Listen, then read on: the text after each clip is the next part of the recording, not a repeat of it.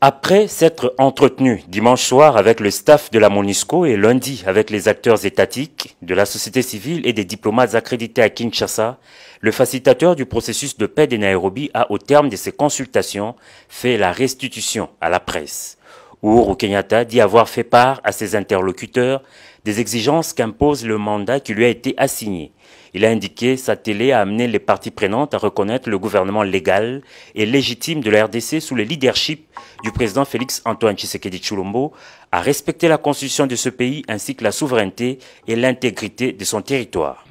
Nous ne sommes pas venus ici avec un état d'esprit particulier quant à dicter ce qui devrait arriver, mais plutôt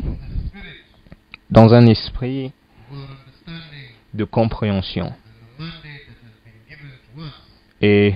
du mandat qui nous a été donné. Nous sommes venus ici pour écouter le peuple du Congo, parce que notre travail n'est pas de leur dire ce qu'ils doivent faire, mais juste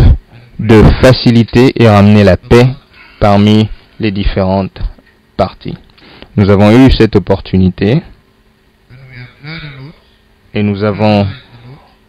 entendu assez, et nous envisageons maintenant, par rapport au message que nous avons aujourd'hui, tous les groupes qui tiennent toujours les armes doivent déposer ces armes et choisir la voie de la paix. À la question lui posée sur le contenu des échanges qu'il a eus avec les membres du corps diplomatique, l'ex-président kenyan a fait savoir qu'il a insisté sur le partenariat devant caractériser dorénavant leur collaboration pour le retour de la paix dans l'est de la RDC. Nous sommes ici comme partenaires et vous aussi êtes ici comme amis et partenaires du Congo. Nous devons travailler ensemble et mettre ensemble les idées pour nous rassurer que nous atteignions ce que notre partenaire veut en tant qu'ami, et c'est de la paix. Et nous avons eu une bonne discussion avec eux sur le fait qu'ils sont prêts à